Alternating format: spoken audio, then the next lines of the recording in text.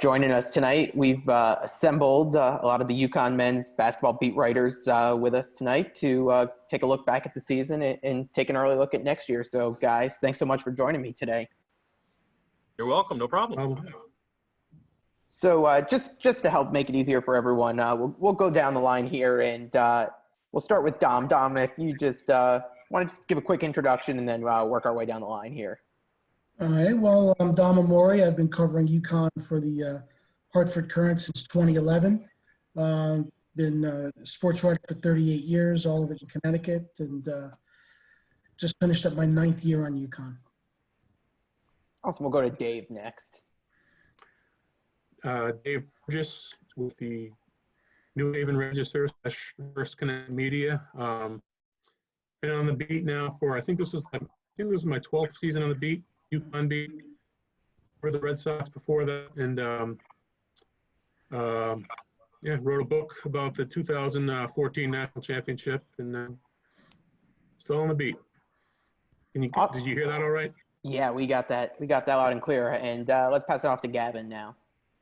Okay, I'm Gavin Keefe. I work at the New London Day. I just completed my 30th year covering UConn, so I've covered all 4 national championships, and the other year that they went to the Final Four and didn't make it.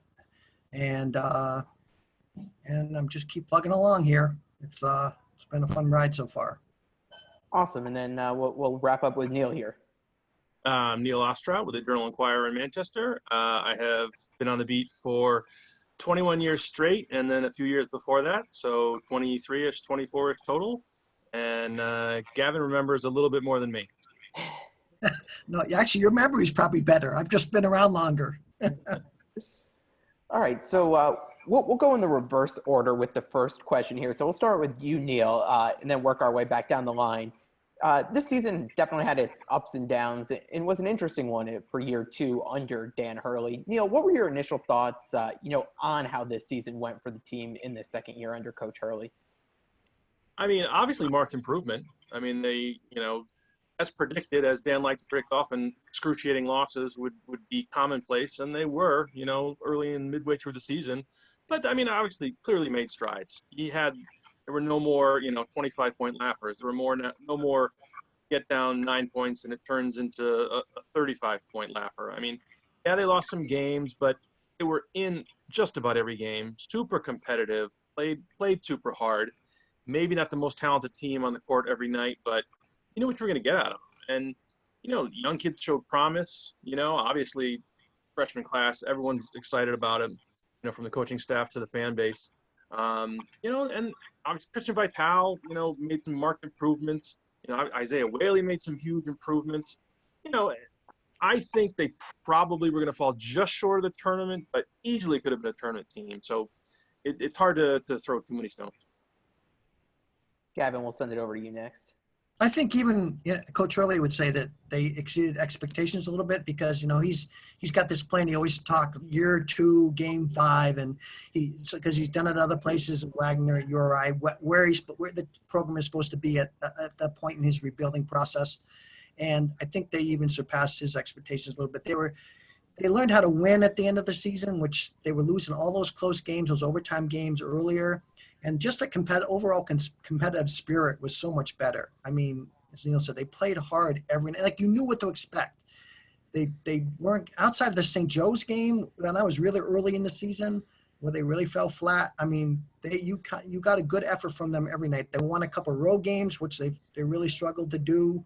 The big encouraging thing, I think, was the young players that once Alter Gilbert kind of went to the bench, you had Gaffney playing, they made more of a commitment to Bouknight. They had the injuries, so they kind of had to make more of a commitment to some of the younger guys. But in a way, that worked out the best because they really blossomed in that role, especially Bouknight. And I also found it interesting. I think remember Coach Hurley was telling us during AAC Media Day that for them to kind of exceed expectations, maybe have a postseason type year, that he need all conference performances out of Vital, Gilbert, and Carlton. Well, he only got Vital to do that, yet they still exceeded their expectations. So I think there were some surprises along the way, which made it a fun season. Dave, your thoughts? Yeah, I mean, I echo a lot of what the other two guys just said. Dan Hurley definitely has a blueprint, and himself has even said that he kind of thought they exceeded their expectations this year, year two. To me, it's interesting. It'll be interesting to see what happens next year in year three, which in the past, or URI, was when they kind of took a big step, and I think they had 23 games and went to the NIT. Certainly UConn fans will be expecting more than the NIT, but at URI, that was certainly a big step. So, but obviously UConn's moving into better competition next year in the Big East. So kind of interesting to see what the expectations will be, but as far as I can see, they'll be one of the better teams in the league next year in the Big East. At least they have the chance to be.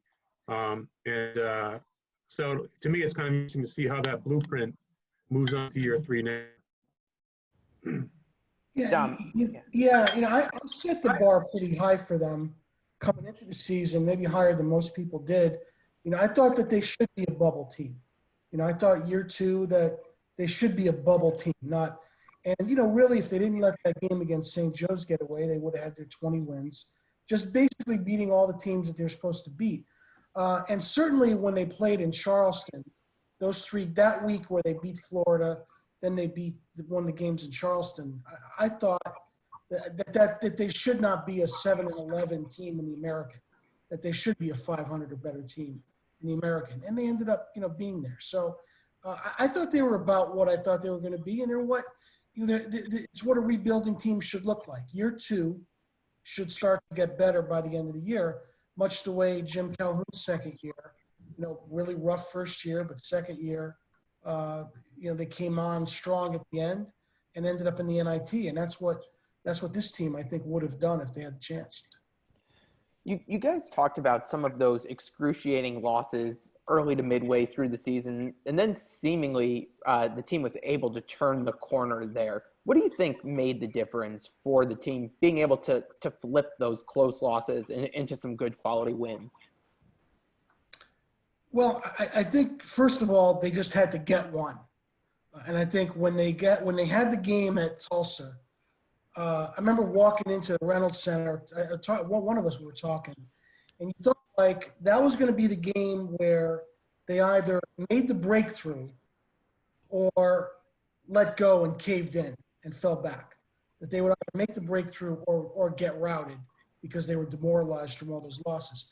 Turned out that was the game they made the breakthrough. It was a close game. They played great down the stretch, and they won going away. So once they got one, that was the key. And then I think it's pretty obvious that when he made the change from Walter Gilbert to Jalen Gaffney, that they started playing better down the stretch and finishing games. I would guess if he had it to do over again, he might have made that move a few games earlier. And I think Isaiah Whaley, that you can't understate the impact he had. I mean, Josh Carlton got really inconsistent towards the second half of the season. And what Isaiah did, last month was really impressive and gave him kind of a more steady presence inside, especially with the Cook on. Isaiah played a terrific defender, especially on the ball screens. And I think what he did really helped them. Yeah, Kelvin Sampson said it. They were a better offensive team with Whaley in there because he's a better offensive player than a Cook. You talk about Whaley there, and he really kind of came out of nowhere this year, played pretty much no minutes his sophomore year, and really stepped it up this year. Outside of Whaley, and you could use him if you want, was there a player that impressed you the most this year or kind of exceeded your expectations? I mean, a lot of people are going to say Bouknight. Go ahead, Dave. Oh, no. Well, I mean, I think you can make a big case. Well, Whaley's the obvious answer, but Christian Vital really stepped up. I mean, what he did this year, particularly over 50 games or so, was tremendous. Over that span, probably the best player in the league. His scoring went up. Can you guys hear? You're in and out, but yeah. My internet connection is on. I just said. But yeah, long story, Christian Vital really stepped up and became a better player than I thought he was. He was really everything they needed down the stretch this year. Yeah, I agree with Dave on that one. I mean, just his leadership alone. I mean, kids, his teammates really believed him in. They followed him. He was a spark. He was a, you know, a pride of emotion. I think for when you have so many young players out there at times, that you need a guy like that. And I think his leadership, and it was almost, I mean, he wasn't the same level player as a Kemba or Shabazz, obviously, but the way he carried the team in the last month, 3 weeks or whatever, was kind of like that. They just really followed his lead. And like Tom said, I mean, the win at Tulsa was huge. I mean, that's, you know, it sounds funny for longtime Big East fans, but they had never won there. I mean, that was a house of horrors. I mean, you know, and they were about to leave the league. I mean, leaving the league without winning at Tulsa. Now, Tulsa's had some really good teams, and, you know, fans kind of poo-poo how good they've been. They've actually been very good most of the years when UConn's been in the American, but having to go through the entire stretch without winning there, I know, you know, season to season doesn't matter to these individual kids, but that was a big breakthrough. Absolutely. 8 of 10 they won out. They counted in that game. They won 8 of the last 10. So you're right. Yeah. Just winning anywhere on the road was important. You know, their road record the last couple of years was not good, and our only road win into that game over the prior year was East Carolina. Yeah. Which, so, you know, just to get a win against anyone, particularly a good team, was really big there. Yeah, that there's 3 or 4 teams that they just never beat on the road. Cincinnati in this conference, SMU, you know, Tulsa, Houston. I think 1 win in those 4 cities combined until the Tulsa game, and that was always a mystery to me. But you know, just one thing I would say on Vital, I can't recall a player who was basically the same player until through 3.5 years and made such a jump in the last half of his senior year. You know, I mean, every player has that moment when the lights went on. You know, remember Daniel Hamilton really made a big improvement at the very tail end of his sophomore year, and then he was gone. But to me, very unusual and rare to see a guy as a senior make that kind of jump, you know, when you just didn't see that coming. I agree. Yeah, you're right. Because, I mean, he talked all the time about wanting to leave a legacy, and he showed up at UConn, wanted to be the guy that brought him back to the national spotlight. And I think for him, it was just like, you know, I'm going to leave my mark, whatever I can do in the last, you know, at the end of my career. And he really took off. Yeah, it's really too bad he didn't have a chance. It would have been interesting to see where we led him. Yeah, I guarantee you he is convinced not only would they have made the NCAA tournament, but they would have made the Final Four. I know Christian Vital thinks they would have, and no, he'll never be proven wrong. Oh, you got the way it ended, he'll never be proven wrong. Yeah, you got to half the battle. To the very end, he was saying he wanted a 5th banner. Let's go. Yeah. Well, good for him, though. Yeah, I mean, Sure, the guy played his butt off, you know. I mean, he might have made bold statements like that and a little bit overconfident, but you got to have some of that. Absolutely. Well, remember, whether you think you can or you think you can't, you're right. Speaking of the development of Christian Vital that second half of the year, it seemed like once Tyler Polley went out and the reins were taken off James Bouknight, he really blossomed in front of everyone's eyes. What impressed you the most about his game, you know, as a freshman, really kind of becoming one of those go-to guys on the team?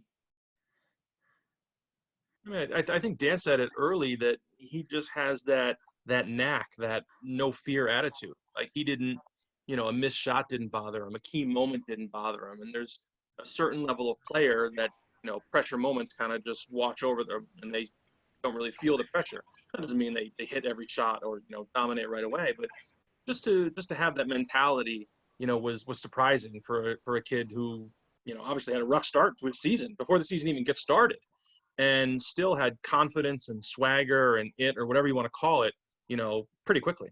He had an interesting season because he had that big breakout. I mean, the big entrance to the season at the tournament there in Charleston, and played really well. Then he had a little dip, and it just seems like he wasn't a little unsure of himself. And then he kind of regained that and took off again. Yeah, I think it was a little bit deferential for part of the season to the older players. And yeah, when Tyler went down, he kind of needed to step up, and he did. It's just so impressive in so many ways. His athleticism, obviously, his shooting was, I think, maybe a little better than I expected to be. I don't know what the final numbers were, but I think they were pretty good. You know, his defense obviously needs some work, but really just an incredibly impressive freshman year for him. Yeah, he just represented the talent upgrade that UConn had needed for years. It's a program with 13 lottery picks in 18 years, and they've had none in the last 10. They haven't had this kind of player in quite a while. And he's just the guy that came in, and he's as good as advertised. And he's just more talented than a lot of the people around him. And Yeah, they surround him with people like him. It's gonna be pretty good.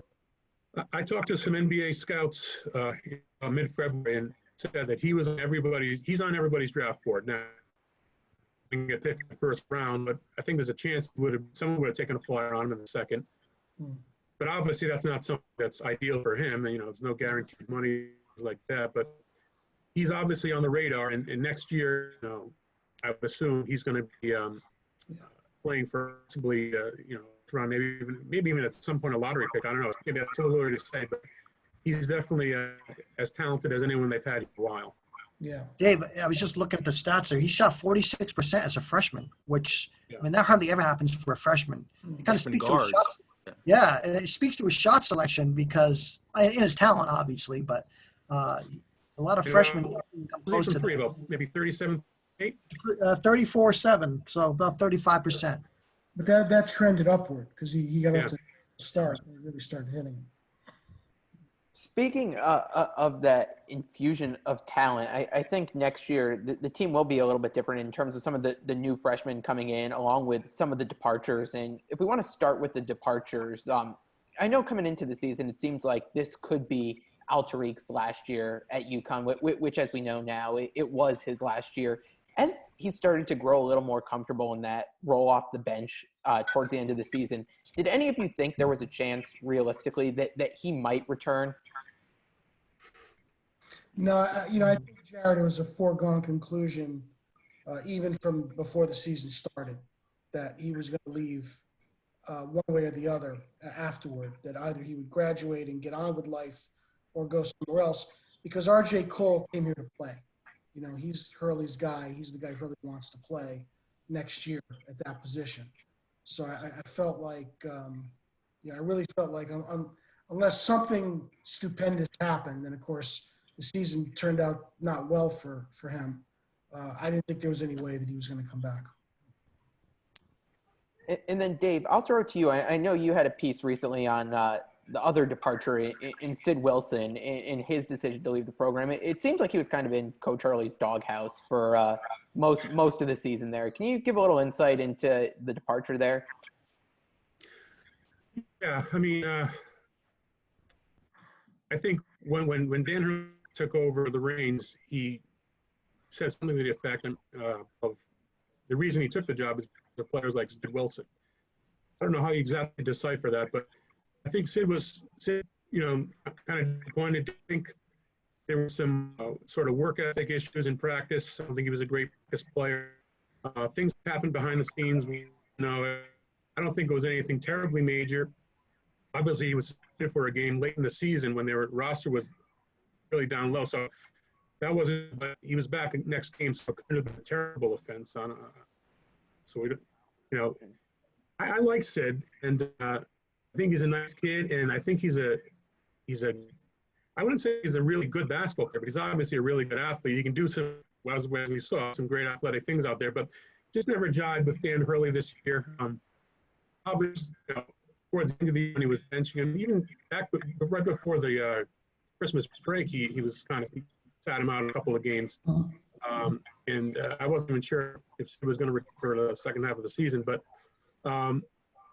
Sid, he was disappointed. He said, like anybody, he was disappointed that he wasn't able to help as much as he could have. But he didn't seem too bitter. He wished everybody well, including Dan Hurley and coaching staff. So, all in all, the best for both parties. And then in terms of the additions, Gavin, I know you had a piece recently on Andre Jackson, who's one of the top freshmen coming in next year. Can you talk a little bit more about that and give us some insight into Andre Jackson? Yeah, I think he's going to be a great addition. He's really versatile. I went and saw him play in early January, He's the type of guy who can run the things that and he can score. Obviously he's got dunks. You can see highlight dunks on all over the place on social media, but he's much more than that. He's a really good passer. When I saw him play on the break, he threw a bounce pass from half court to his teammate on the run for a layup. And so he has a good feel for the game when they were pressing him. He's one of those guys, he knew he was going to go with the ball before he even gets it. So he's a smart player, great athlete, kind of smooth a little bit like Bouknight, not the same level, but real smooth. He's a big Pistol Pete Maravich fan, which I find really interesting. He loved a bite for the passing, not necessarily the scoring, because he's more of a guy who's going to let the game come to himself. But he really likes Pistol Pete Maravich. He saw a friend of his showed him I think it's called Pistol Pete, The Birth of a Legend, about the 8th grade season of Pistol Pete when he was a kid and his relationship with his father. And he saw that a while back, and that really he loves watching clips of guys like Steve Nash, Magic Johnson, more the passing and the playmaking, not necessarily the scoring. So I think he's going to be a big help. I think what little I saw him, I think he needs a little work on shooting from the outside. I mean, his numbers are great as far as shooting percentages. That his coach told me last week, sent me his stats, but I think they might, but that's probably like most freshmen know, as far as working on outside shooting. But I think he's going to be a really good addition to the team. In terms of other additions, we'll also have Richie Springs, who was not able to play this year, along with Javonte Brown-Ferguson. Do any of you guys have any insight into the rotations we're likely to see from the power forward center positions next year? I think it's interesting who starts at center. I mean, I think, you have an incumbent who's been there for 2 years in Carlton, who has had some good games, but obviously was not at his best down the season and down the tail end of the season. Does Isaiah Whaley move into that spot? Does Javonte Brown-Ferguson come in and start right away? I think probably not, but Richie Springs can give you a little bit. I mean, even though he didn't play, Dan Hurley talked him up most of the whole year. So he expects him to contribute. I don't think that's a starting role, next year, but you never know. I think it's one of the most interesting spots. They have some decent depth now, and they have some guys who can play, but it's not really clear kind of who has that position locked up. Nobody has it locked up, obviously. Yeah, there's going to be a lot of competition at that position. Certainly, I think Carlton's going to have to try to win it back from Whaley, perhaps. Whaley could be kind of in the front runner spot. I know you're right. Dan really talked up Springs all the way through the year, through the beginning, and this is probably a good developmental year. But they've got to get some return on their investment on him because they invested a year in him, so they've got to get some of that back. And then I think, Javonte probably goes into not a redshirt year because they're going to need the depth, but I think he's going to be more of a project, next year. Yeah, something from Springs. I think that's going to be really a key. It'd be nice if Springs could kind of do what Whaley does or what Whaley did off the bench, for them. That would kind of be an ideal situation. He talks about Springs. Dave, go ahead, Dave. I was just going to say, to me, Isaiah Whaley did everything he needed to do to take over the starting center, to be the starting center next year. But to me, he almost is better causes kind of diffusion of energy off the bench and kind of start Carlton, see what he's got. Bringing Isaiah, it's unfair to him. He should be the starting center, but he almost, to me, fits that role as kind of a guy who can hop off the bench. And plus, he's better defensive player than Carlton. But, I don't know how it's going to work. I think right now you'd have to say Whaley will be the starting center. It seems like Springs, the way Hurley talks, he talks a lot about his rebounding. So it sounds like maybe Springs is going to be a guy who comes off the bench and maybe get some rebounds for you. But I'm not really sure, and I'm just guessing at this point because we haven't seen him. How much of a scorer he can be with Springs. I'm talking about. He always mentions how he's on the young side. He was 17 when he came to UConn. So I guess we'll kind of see with Springs, but you never can tell. I mean, like this year, people get hurt, then all of a sudden guys have to play a bigger role than you think they're going to have to play. And as far as the Javonte, the big kid from Toronto, I mean, I think Dave, you probably know a little bit more about him than I do, but it seems like if they get they have one more scholarship left, if they get some decent-sized player up front, that Javonte could be a potential redshirt. But once again, I don't have any insight on that. I'm just guessing. No, you're right. You're right about that, Gavin. The thing about redshirting him, though, is that, you don't know right now if you're going to get a Cook back at any point. Right. And, even though Tyler Polley should be fine for the start of the season, there's liable to be a period before he's really back. He's kind of a question mark to some degree. And now you've got, Tyrese Martin, who committed today. He's going to have to sit out unless they change the rules. So that kind of puts you down to 9. And you don't know anything about Springs. And you don't know anything about, Javante or, Andre Jackson hasn't played yet. So, depth starts to become an issue if they don't get a grad transfer to fill this last spot. They need someone now, and they may not have the luxury of redshirting, JBF if they're not going to get a Cook back or if something goes wrong with Tyler Polley's rehab. I know there's definitely their focus right now is a power forward type who is immediately eligible. Now it's grad transfer, I suppose, possibly a JUCO, and possibly, but an incoming freshman. Although I don't know how much you can expect from an incoming freshman, especially a big guy. Yeah. So that's definitely their that is absolutely their focus right now is a power forward type of four who can play right away. Yep. All right. So as I want to wrap, I figure we kind of do some rapid fire questions here down the line, and on a fun note. Dom, we'll start with you and work our way down the line. What's the Big East city you're looking forward to visiting the most next year? I'm a Chicago guy. Love Chicago. Obviously went there many times with the Giants and the Yankees back in the day, and I miss it. So I'm looking forward to getting back to Chicago. Dave? I love Chicago too, but I'll actually say I'm going to say Omaha. I've never been there, but I don't know if it's going to be another question, but I'm really looking forward to the Hinkle Fieldhouse and experiencing that. Yeah. Gavin? I like going down to DC, so I guess I look forward to going to Georgetown and like those guys said, the newer cities and the Big East, as they're coming back with these teams that are in there now, it'd be fun to see what their atmospheres are like. Neill? I would have said Hinkle given the chance, but no, actually I'm more interested in going back to the fair state of Rhode Island and seeing the giant rats outside the old Providence Civic Center and getting my car locked in a garage that closes at 11:15 p.m. I really want to experience that again. It's been too long since I've had that experience. And of course, the fans. Still the only place that Pat Calhoun would not go to a game to is the Providence Civic Center. There is only one building where I have seen a dildo thrown in the free throw lane. So, yeah, But there's that. I really am looking forward to seeing if this can become a big rivalry. I was going to say again, but it never really was. PC fans saw it as a rivalry. UConn fans kind of looked at Providence as beneath them, really so. But I think it'll be cool if they can develop sort of a rivalry here in the coming years. Oh, they will. So we talked cities that you're looking forward to.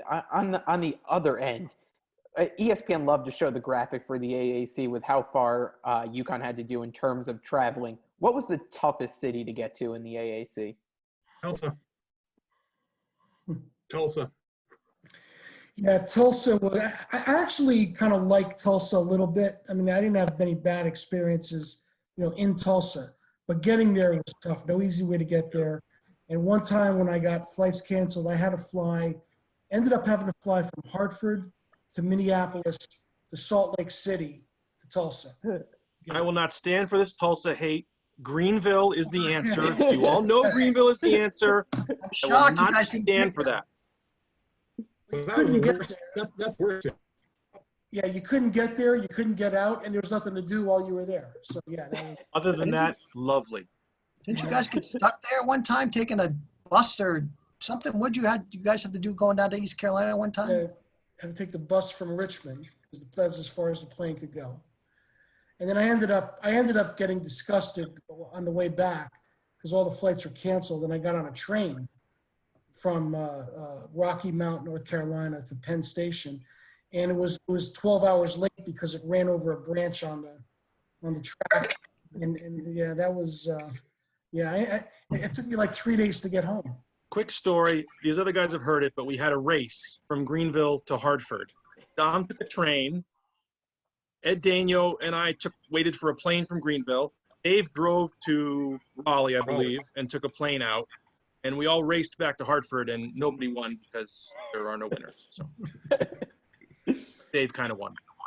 Oh, heading into to next year, quick. I know the roster's not fully complete, but so I guess we could do it in terms of tiers. Where in the Big East do you think this team finishes? Top, middle, or bottom? I want to say 4 or 5 range. Yeah, I think they can finish anywhere from 3. I mean, top 2, it's going to be tough to beat Villanova. Anywhere 3, probably 6. I think Providence and who am I forgetting here? Providence. Creighton? I already said Creighton. Oh, okay. No. Seton Hall? Oh, they're losing Xavier. Xavier. Yeah. So I say Syracuse, Pittsburgh. Are they in? I know. I probably somewhere between 4 and 6, I guess. I mean, they're going to be obviously a better team next year, but it's going to be a real tough league. I mean, it's not like you in AAC we had.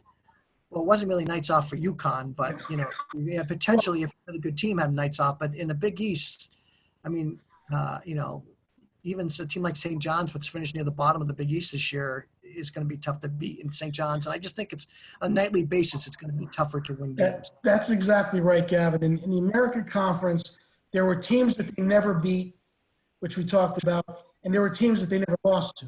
Never lost to Tulane, only lost once to East Carolina, only lost a couple of times to South Florida, and it kind of balanced a little bit. In the Big East, they're gonna have a tough game almost every night. They're gonna have 20 tough games, and so yeah, they're gonna have to be consistent to be good in the Big East. Yeah, I think St. John's could be okay next year. Yeah. If LJ Figueroa returns, I don't think he made this. Well, no one's really made a decision yet, but I actually think they could be a little bit of an upstart team, St. John's. Yeah. And if Zoom lets us keep going, we might get cut off here, but if it lets us keep going, is that enough for this team to be a tournament team, or at least on the bubble heading into next year? Well, they should be a tournament team. All right, so it seems like we've got yeses. Consensus, yeah. Across the board on that one, and whenever you get a consensus, that's always a good time to call it a night. So guys, thanks so much for joining me today. Really appreciate the time. You got it, That's Jeff. fun, Jared. Yeah, thanks a lot. Thanks for having us. Yeah, no problem. Thanks, guys. Bye.